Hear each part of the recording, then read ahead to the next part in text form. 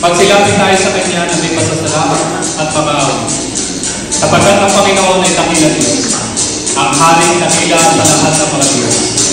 Nasa kamay niya ang kalaliman ng lupa, sa Kanya ang kataasan ng mga mundo. Sa Kanya ang dagat, pagkat siya ang may gawa nito, at ang lupa ang binubuo ng Kanyang kamay.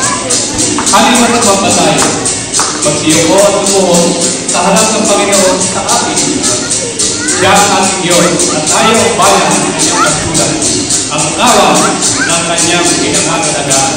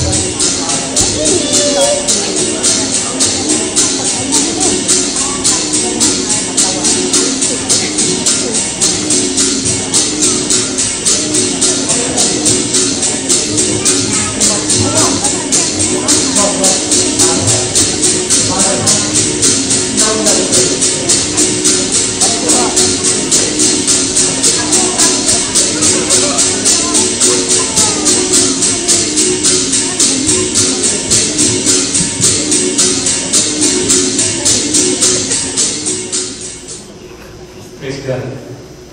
Ganyan po lahat ng tulay ng pato sa ating kanila.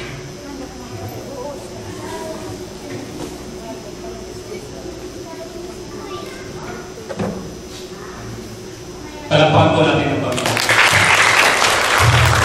Tayo po ay bumilo sa kanalang Kristiyan na ating Panginoon.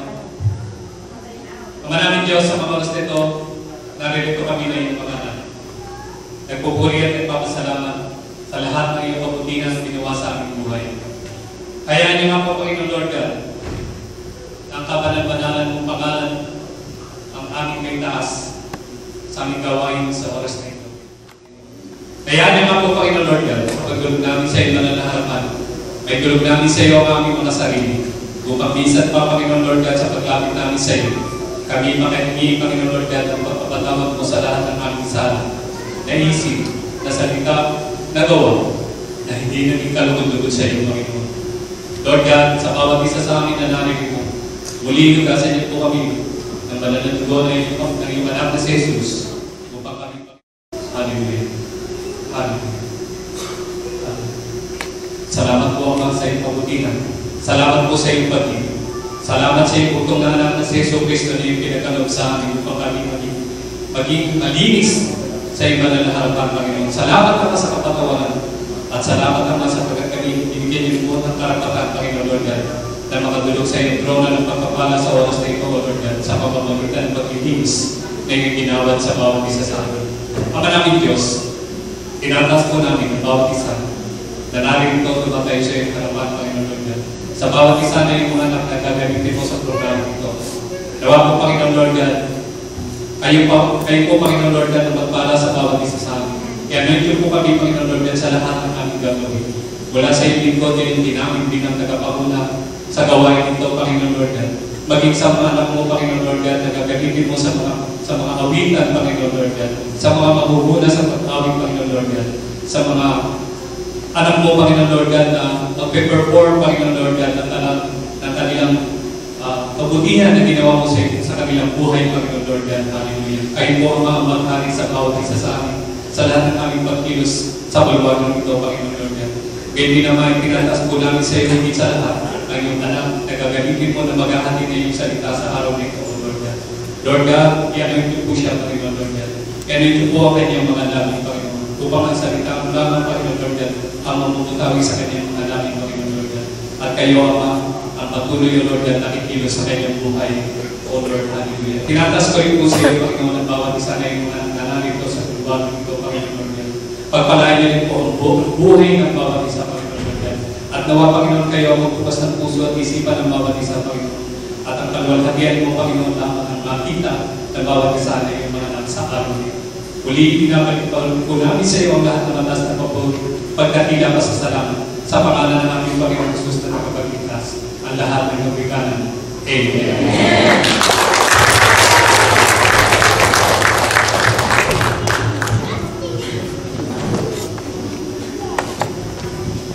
Isang pa po natin talampakan at papurihan ng Panginoon. Hallelujah! Sana po na tayong umawa sa Panginoon? Amen! Parang kulang pa. Amen! Amen! Amen! Praise the Lord! Purihin natin ng Diyos. Hallelujah!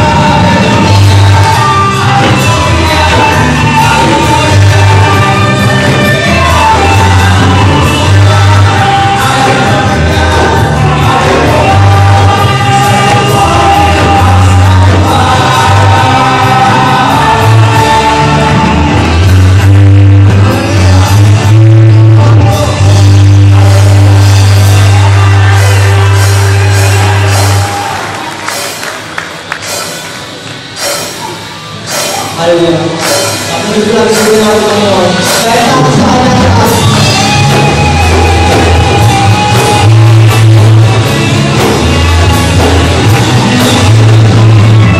Sa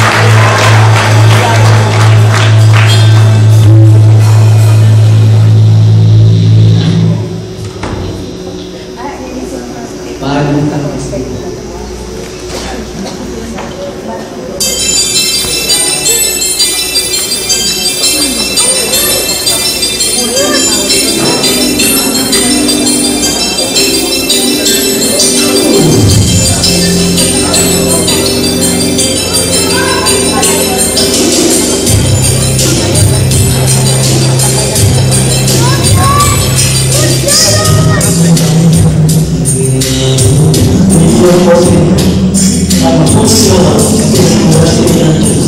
Ang kanyang pagkakas hanggang sa araw ng ating Panginoon sa Kristo. Hindi po, nagkakaroon ng isang alamaan. Ito po ang salitang nagbibigay pagpasa sa atin. Bilang mga namamahagi ng salita ng Diyos sa mga kaluwang prinsipyo niya sa atin. Bilang isang buhay na may pagkaraniwang pangalan sa ating mga kaisipan. Ang ating pinakabigit ay mapagbigay ng ginhawa at maanos na nangyuhan sa ating mga sa pagkala ng hirap at lungkot na manuwalay sa ating mga kaisipan. Sakit sa pakikituto at pakikisama. Mga sakripisyo yung isang pakikailagay sa pananalita. Ikaw ay naninisunod kapag nakikita mo ang iyong mga mahal sa buhay na masaya. Subalit hindi lahat ng mga sakripisyo ay natutupasan ng isang buhay. Mahirap palisipin.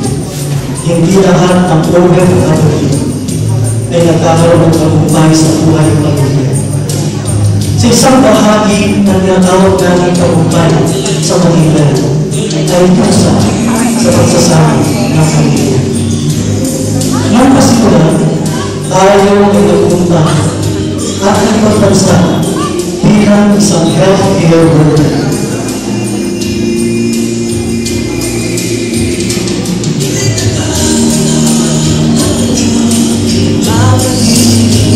Bilang isang buo,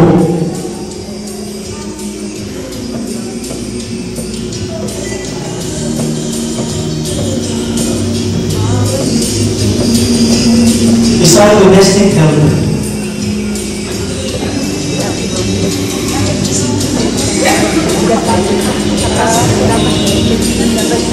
bilang isang construction worker,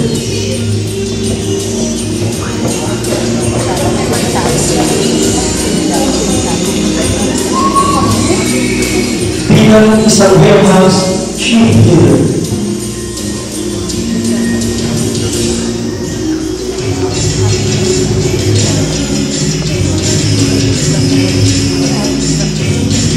bilang isang food attendant,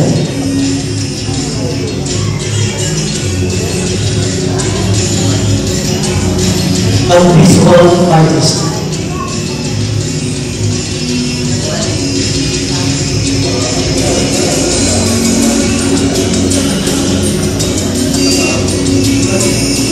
may iba't ibang dahilan kung bakit tayo nagpagbansa. May mga nangangarap ng mas malinhawang buhay. May naghahanap ng magandang kapanalan. May tinatakas ng responsibilidad. May bumubuo ng pamilya. O iba pang mga dahilan na nasasentro lamang sa buhay pamilya o sa sarili ng buhay.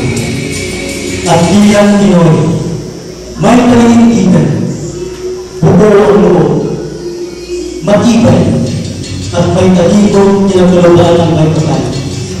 Tayo ay kinilala, ginagalang at umulan. Subalit hindi lahat ay napunta sa magandang kalagayan. Ang iba ay pinagdulupitan, minaltrato, inabuso, walang kaayos ng trabaho at hindi umulan.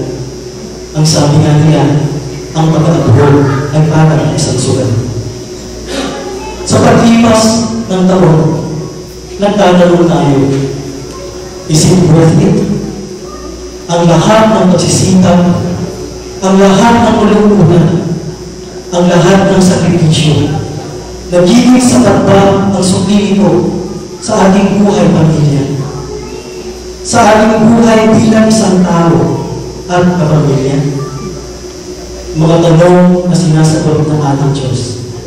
Sa kanyang paggabay sa atin, ang ilan sa atin dito ay nagiging malapit pa ang relasyon niya sa ating Diyos. Ang ilan naman ay dito pa sa ibang bayan nabubuksan ang kanyang puso at isipan upang tinugayin at tanggapin ang ating Diyos sa buhay. Sa kanyang biyaya'y unti-unti natin nakikita ang kanyang layunin sa ating buhay bilang isang OFW, bilang isang Kristiyano at bilang isang Pilipino.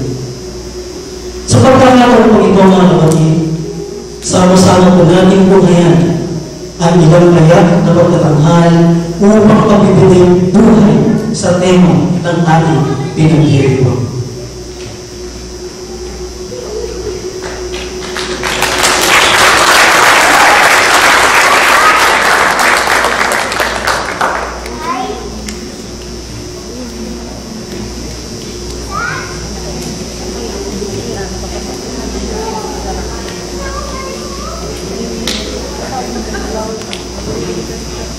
Ang galing mo kuya, kuha lahat. Kuha ka ng stage. Ay, meron po ulit. Ay, naku, hindi kuha yung ano. Hindi ko tapos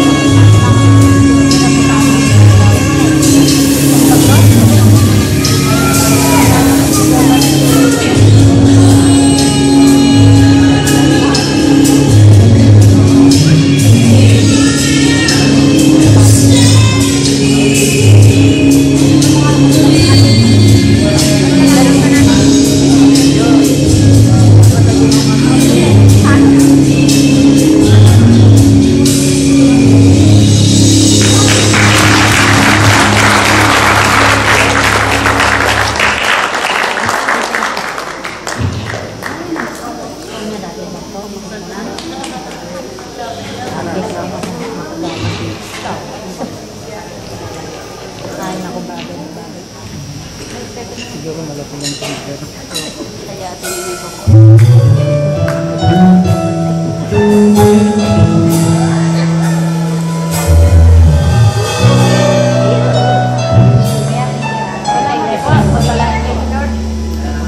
Sa paglipas ng panahon, ikaw ngayon kapatid ay nagagawin bilang isang nakapangunan sa patuloy. Bilang mamahalan o bago sa pagkakas, ang galutong at ang mangyari. At kapag kakaramanan sa pagkakas na isang buhay na pagsambang sa ating Diyos.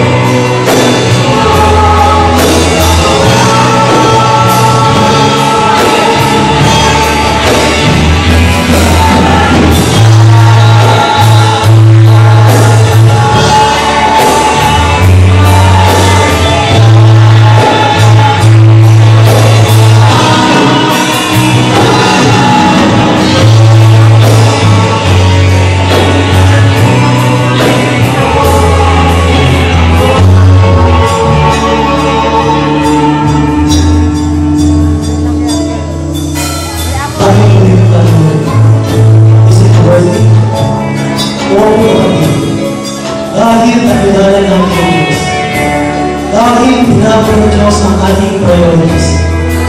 Dahil tinuruan tayo ng Diyos na unahan natin siya.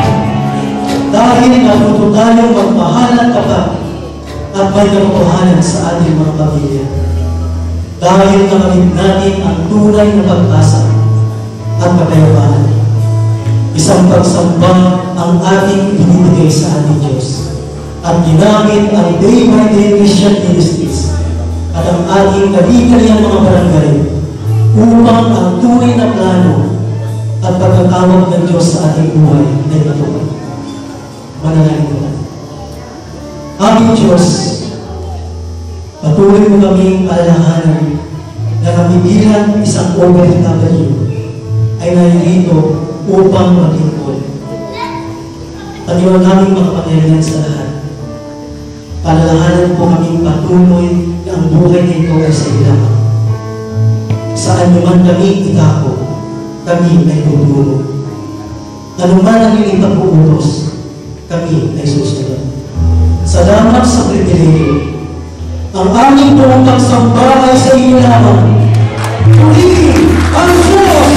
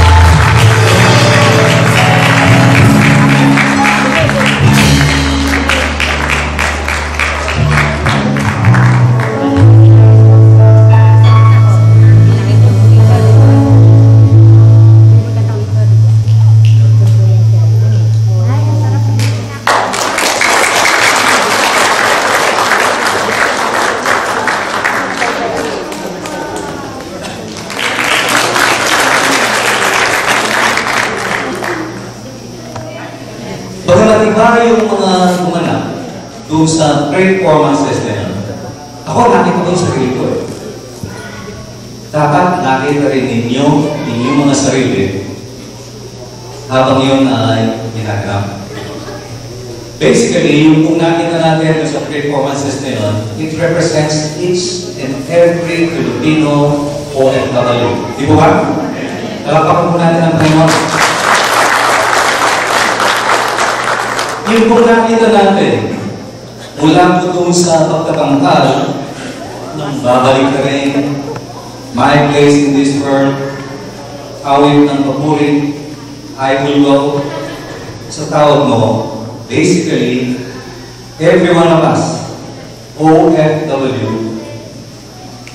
ay represented. Yung kung nakita natin, basically, pag tinignan natin, they are not just mere performances for nothing.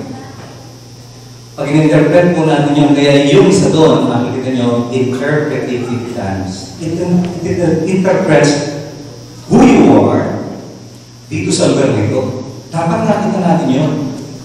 Kaya yung ating appreciation, yung ating pagkakalakpak, para natin sinasabi, Lord, nakita ko aming sarili while these things were being performed in front of us. Hindi siya performance as performance. It shows you who you are in front of God. Tunay yun, pag tinignan natin, from the very first instance ng ating presentation, maraming pumupunta mga Pilipinos dito. OFW, but not most of them. Or probably not all of them. Or probably not even half of them are successful. Marami yung kumita, akarawan, makalit, wasak ng pamilya. Nandirito yung mga anak, Hindi nag-aaral. Maraming mga karanasan ng mga OFWs. Ngunit, kabilang tayo doon sa tinatawag natin pagpapalan. Dahil bukod sa ating kaganapan bilang mga contract workers, tayo kumita, tayo pa ngayon ay ginagamit ng Panginoon sa kanyang vineyard. Gusto ko lang exalt, actually the message is very clear doon sa ating nakita. Very clear yung message ng ating Panginoon. Hindi na kailangan pa ang isa pang mensahe. I would just like to exalt yung binanggit ng ating text, which is actually recorded and shown sa ating program. Sabi niya, Joshua 1:16 in the NIV. Then they answered Joshua, whatever you have commanded us, we will do.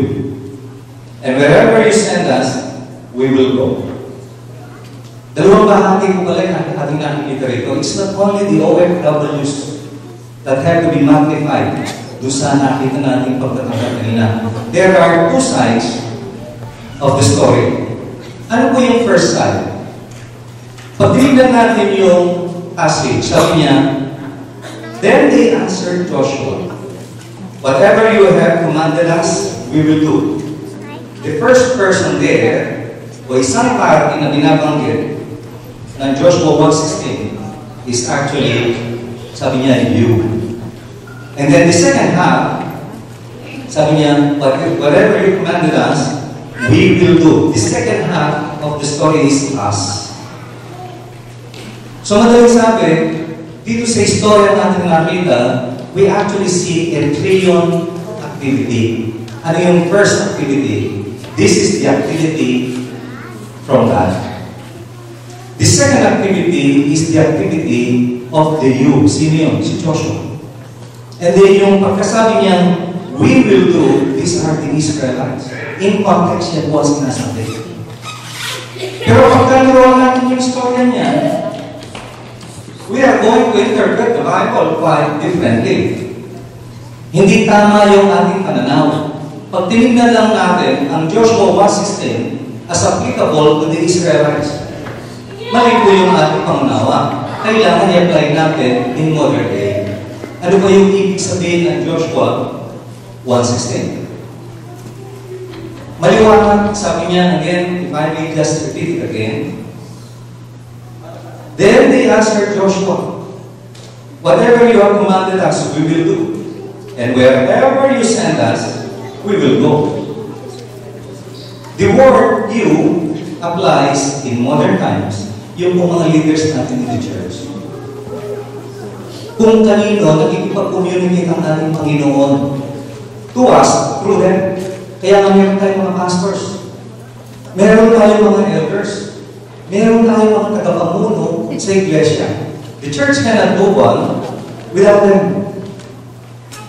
Kaya yung mga tumatayong mga pastors dito, yung elders, deacons and deaconesses, they belong in that statement in Joshua 1:16. Sabi niya, whatever you have commanded us. The second half of the covenant is, we will do. The Lord cannot communicate with His people. So yan, alam niyo, even in the Old Testament times, whenever the Lord would like to communicate with the Israelite community, the Lord does not talk to them individually. How does He communicate with them? Pinaparating ng ating Panginoon through people like whom? Moses, Joshua, and all the prophets. Kung kaya sila yung nagsasabi ngayon, itong mga prophets na ito, sila nagsasabi, and this is what God said to you, through me. Kaya sila Moses, sila Joshua, sila David, sila Solomon, and all the prophets, they have a special standing in the eyes of God. Not all can be prophets. Not all can be elders. Alam niyo yung kung pagiging prophet o yung pagiging pastor, hindi inahangad yan. The Lord chooses the people who would like to stand as pastors. Kaya balikan natin yung Joshua 1:16. whatever you have commanded us, we will do, sabi ng mga Israelites. Again, that particular statement will not apply to us because you and I are not Israelites. Yung ko stands for Joshua. So, pag in-apply natin ngayon ito, mga kapatid, ang ibig sabihin, kung ano ang sinasabi ng Diyos sa ating mga pastors, yun ang ating dapat sundin. The theme of the 17th celebration of Labor Day Christian Ministries Jeddah, sabi niya, level up. Level up simply because pagka tinignan natin yung ating mga sarili, we have been there sa ating mga positions na yan for so long. Probably yung first year natin, okay lang, tayo yung nakakapakinig ng mensahe. Tayo yung nagiging bahagi ng Bible study. But you don't have to stay long enough there. Kailangan darating yung time. We have to move on. At saka yung pagka sinabing move on, level up, it is a level higher than where you are standing now. Ulitin ko, balik-balikan natin yung Joshua 1:16. Sabi niya, you, sino yun? Ito yung mga pastors. Generally speaking, these are the pastors, these are the elders na ginagamit ng ating Panginoon. Sila yung kung kanino nangungusap ng ating Panginoon. To us, through them. Alam niyo, we cannot get rid of pastors. We cannot get rid of elders. Why? Kasi there should be somebody to stand before us and God.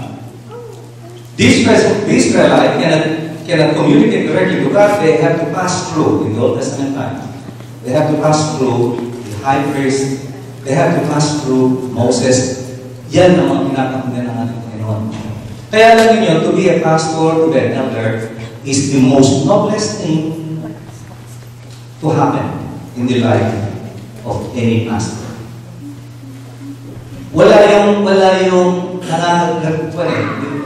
nagiging ambisyon natin na maging pastor tayo. It's actually the Lord who placed us in this position. Wala yung sabi natin pangarap ng maging pastor. Pag hindi ginusto natin ng Panginoon yun, you may have a million dreams to be a pastor. Pag hindi ginusto ng Panginoon yun, that will never happen. Kaya yung tumato yung mga pastors sa ating kalipunan, in the Christian community, ito yung dapat nating igalang. Ito yung dapat nating palakpakan. Ito yung dapat nating ipagpasalamat sa Panginoon na mayroong taong kagaya nila na ibinubuhos yung kanilang buhay for all of us. Just like Joshua, just like Moses. Yun yung first half of the covenant. Ano yung second half? Yung second half, ito yung sinasabi rin ng ating passage. Hindi tayo alis to. Sabi niya, whatever you have commanded us, we will do. Actually, the Israelites were talking to Joshua. They were not talking to God at this point in time. Pag tinignan ninyo yung context na hindi tuturo ito. And then sabi niya sa second part of the verse, sabi niya, and wherever you send us, we will go. In other words, tell us what to do. Point to us where we have to go, we will go. Ang nag-uusap dito, muli, paalala ko sa lahat, it's the Israelites, they're talking to Joshua. But that has been thousands of years now. Nagkikipag-usap ngayon tayo to God through the pastors. Of course, meron tayo tinatawag na prayers, personal prayers natin, but then again, the Lord directs the church through all the pastors. Now, sino yung, pag tinignan na naman natin yung 1:16, sabi niya, we will do. Sino yung we do? Ito ba yung mga OFW? Not only, kasama na yung lahat. But sinabi kong lahat, these are only the people who have accepted Christ as Savior Lord. So, pagka halimbawa, tinitingnan natin, probably pagka hindi natin nakikita yung ating sarili doon sa ating pagtatawag kanina, baka nga tayo hindi dapat kasama doon. O probably hindi tayo napasama dahil wala pa tayo sa Panginoon. That's a big question in mind. Kailangan pagka nakikita natin, Lord, mukhang ako yung pinuportray na performance na yun. Mukhang ako yung itinuturo mo, Lord. Kailangan in every character na nakita natin, dapat nakikita natin ang ating sarili. If not, then we have to question ourselves. Am I part of the Lord's family? Kasi darating yung time when we are going to stand in front of God. The only passport that we can have is faith in Christ. Kaya yung salitang sabi niya, whatever you command us, we will do. Wherever you send us, we will go. You can only say that if you belong in the family of Christ. Kaya tingnan natin yung ating mga sarili. Have we been there? O nandiyan pa ba tayo? Doon sa lugar na for so many years, nandiyan pa rin tayo. Kailangan, sabi ng ating faith, and which is also being exalted in this message, level up. You have to move on. Kailangan umangat yung ating antas into a level higher than where we are now. Kaya napakaganda ng tema ng ating anniversary simply because this is just the start of 2012. We still have March, April down to December. Kailangan pagpasok ng 2013, kailangan nasa level up tayo.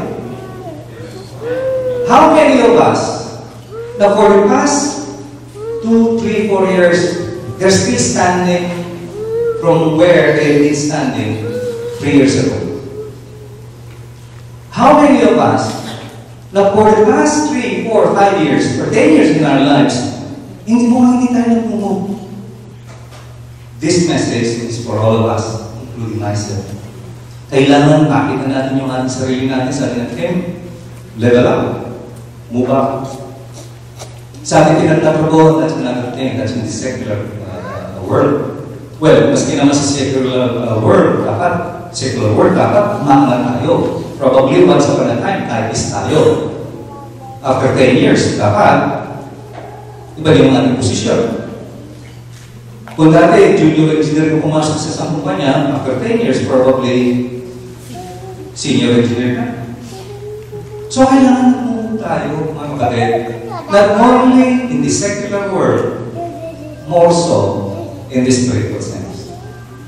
Dapat, pagkita-kita natin probably a year, 2 years from now, we have definitely moved up to a level much higher na kung saan tayo ngayon. Kung dati marami hindi tayo nagtuturo at meron tayong giftings from the Lord na nagtuturo, dapat after a year or so, tayo naman yung nag-lead.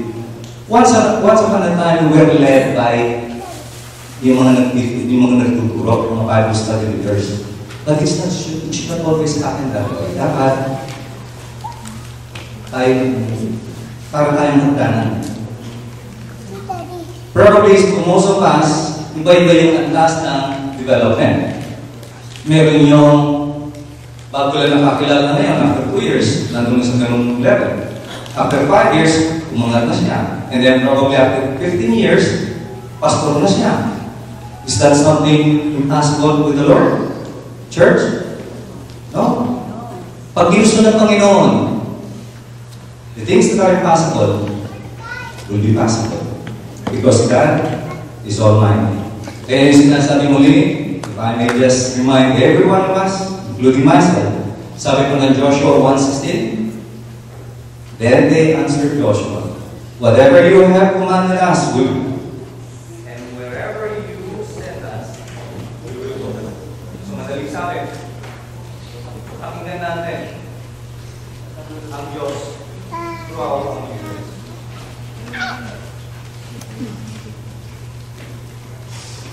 So in closing, this is an exhortation of Joshua 1:16. In closing, tingnan natin where we stand now. And as time moves on, let us move on with the times. Hindi nag-iiwanan tayo ng panahon. Hindi ba rin yung isa tayo? Pag tinignan natin yung ating mga sarili, 10 years ago, we were no longer as useful as we are. Pag tinignan natin yung sarili, ganun din, in the spiritual sense, dapat mag-move tayo. from glory to glory. And it is a challenge for all of us, mga kapatid. Tignan natin kung saan tayo ngayon, or probably a year ago, or 5 years ago. Let us not stand there any longer. Let us move on. Probably, in several years, hindi tayo nagbibigay sa church. It is a reminder from the Lord na we have to be givers. Kasi hindi po pwedeng lagi tayong tumatanggap. That time will come that we should also be givers. Pagka ginusto ng Panginoon to us, things will happen. Kaya pag-pray natin yun. Kung ano man yung haplos ng Panginoon sa atin, pray in this prayer, and the Lord will definitely address our very needs. Manalangin po tayo. Lord, maraming salamat sa aming nakikitang pagkatanghal. Nakita namin ang aming mga sarili, Panginoon, sa mga characters na buwanag. Nakita namin, Lord, kung paano mo inubog ang aming buhay. From a contract worker to a God's worker, Lord, in your side. Alam namin, Lord, kalooban mo ang mga bagay nito. Kung kaya, Lord, nakikita mo ang nilalaman ng aming puso. Speak through us, Lord, through the Holy Spirit. Itulong mo sa amin kung saan kami nararapat naman so that day will come. Na gusto namin marinig ka na sinasabi mo sa amin, well done, my faithful servant. Tulungan mo po kami, Panginoon, whatever things we may have in mind for our families sa aming magandang buhay dito. But then again, allow us that we can be of service to you. Tulad na sinabi mo, through the Holy Prophets, Panginoon, in Joshua 1:16, whatever the leaders of the church will command us, we will do. And wherever they send us, we will go. It is because you are directing our lives through the leaders of the church. This is our prayer in Christ alone. Amen and amen.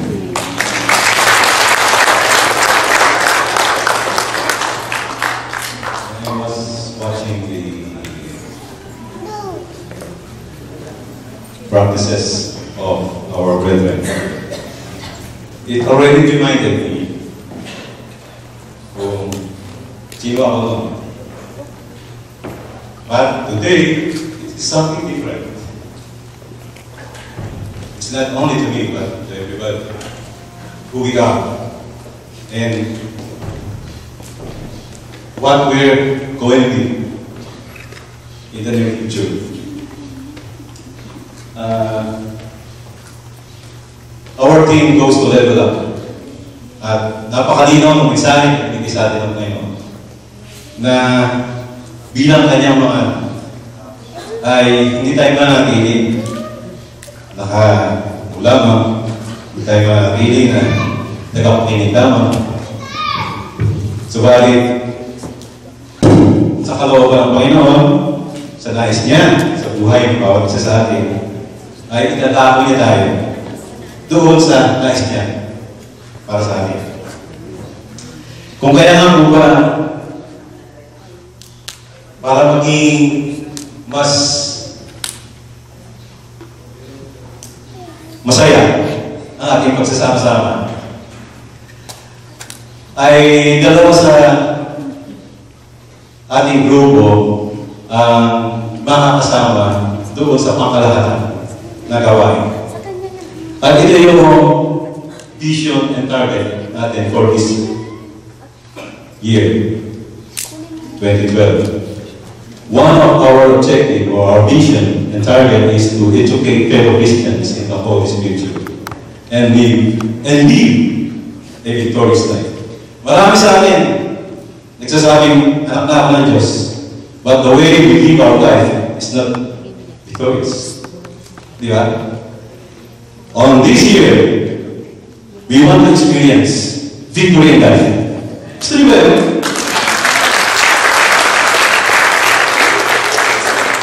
And merong isang kapatiran na ilalagay doon na kasama natin at siya yung mag-guide at magbibigay ng encouragement and ng techniques and all the things that God has taught him para i-share sa atin kung paano tayo maging victorious in the Word of God.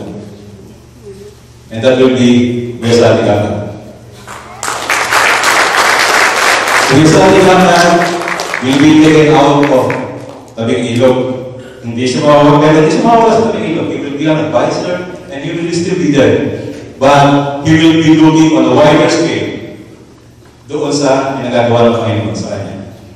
So that we will be able to be more educated in the Word of God and we can live victoriously. Amen? That's one level up. The second thing is to encourage every Filipino Christian to experience cultural redemption. This is the banner of our church. Cultural redemption. Mainam na matutunan natin at deep in our heart ay malaman talaga natin kung sino tayo sa harapan ng Panginoon. Not only being a Christian, but pinakamaganda na ma-experience natin ang pagiging isang Pilipino Kristiyano. And this is our honor, where we are being so reluctant, bro. Kaya, bakit natin simulan ito? Sa pag-aaral ng original natin salita. Sino nakakalam ng ating alphabet? Ano ba natin? Ang alam natin, ABC. Di ba? Pero tayo pala mga Pilipino ay meron sarili alphabet na hindi natin alam. Is it true? And so, this is one part of our cultural redemption. To know Alibata, to know Baybayin, the root where we come from. Hindi natin makakailan. Iba-iba man yung mukha natin. Magaganda man kayo, makapogi man kayo, Pilipino pa rin kayo. Kahit saan ka pumunta, uuwi ka sa Pilipinas, Pilipino ka pa rin. And this is our objective. Na sa pagiging Pilipino natin, we can worship God. Sa pagiging Pilipino natin, we can be changed and worship Him. Sa ating kultura, sa ating palalita, sa ating mga Pilipinos. So, i-enhance natin yung cultural redemption. We want to experience what we, a Filipino Christian is. And so, magkakaroon tayo ng another group which we call Kaloob Ministry, which will be pamunahan Kuya Jonathan.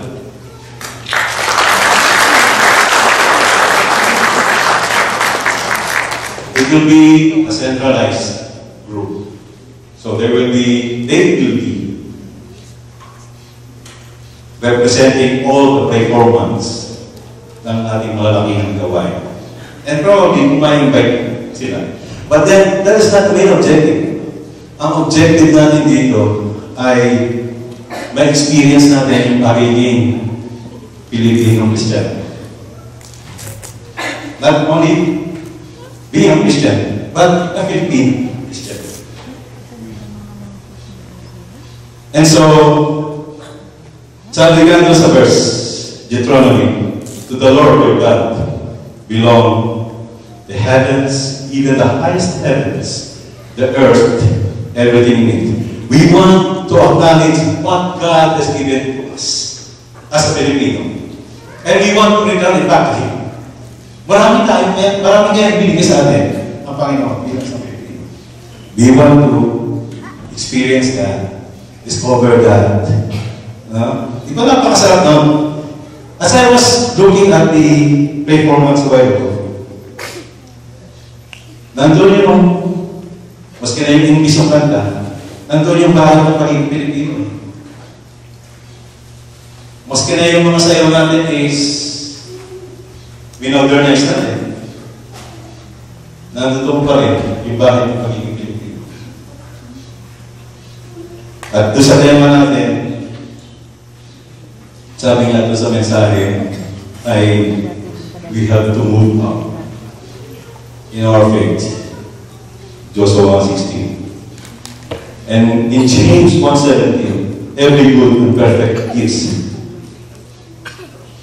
from above, coming down from the Father of the heavenly lights, who does not change like shifting shadows. These are the verses that enlighten us to be a Filipino Christian. These are the two main objectives for this year. Kung bakit tayo nagkakaroon ng ganitong klaseng celebration. It's a whole gathering for us to know na meron pa tayong dapat gawin sa taon na ito. And of course, sa mga barangay ay meron tayong kanya-kanya mga pangangailangan which we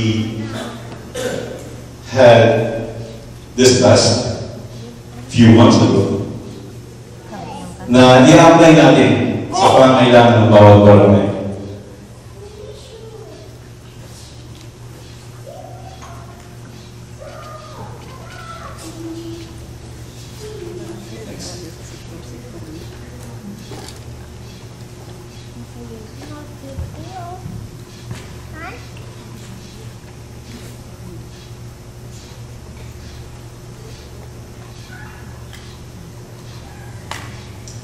Yung barangay ba ito?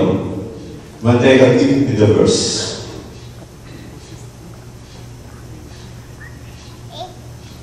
Oh, by the way, thank you for the slide. This is our target. This is what we are going to have by the end of this year. But doon sa education, we will try to have a self-grouping in our Bible study. Each barangay will form several groups in Bible study up to 6 members only. Maximum na yung 6 sa Bible studies natin. Before, we are doing Bible studies for lahat na nandoon na. Kasama na sa lahat ng Bible study. But this time, we'll be doing what Ilo is doing. And I find it very applicable sa ating pamumuhay, sa ating Christian life. And so, ito yung isa na ating gagawin sa groupings. And we will try to develop a local group by forming any activities within cultural redemption. With these 2 steps, pakikita natin sa kanila that we are a good soldiers of God. Sinasabi na ipakikita natin sa buong kapuluan that we are Filipino Christians who are excellent soldiers of God. Not being an OFW alone, but an excellent soldiers of God. Please soldiers of God. Amen? Hindi ka na natin isod because you have the helmet of salvation. You have the sword, you have the belt of truth, you have the shield of faith. Di ba? Dapat nakikita sa atin yun. That we begin, doon tayo magsisimula sa ating pananampalataya. And we are experiencing to become a soldier of God. We will go spiritually. For sure. Kung bakit hindi lumalago yung pananampalataya? Kasi hindi niya na-experience talaga yung pagiging Pilipino Kristiyano. Well, na-experience nila, but then, not deep in their hearts. So, this year, kailangan magkaroon tayo ng bunga na magkaroon tayo ng mga bagong ministerial services, and workers of the Kingdom of God. By the end of this year, yun yung target natin.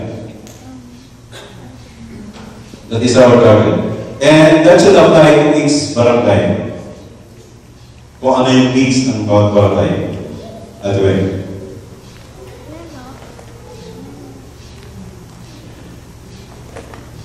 Barangay Ilaw. is a new barangay. A refreshed Barangay Bato will become Barangay Ilaw. Based on the Acts of 1947, for this is what the Lord has commanded us. I have made you a light. Barangay Bato will become the light of the world.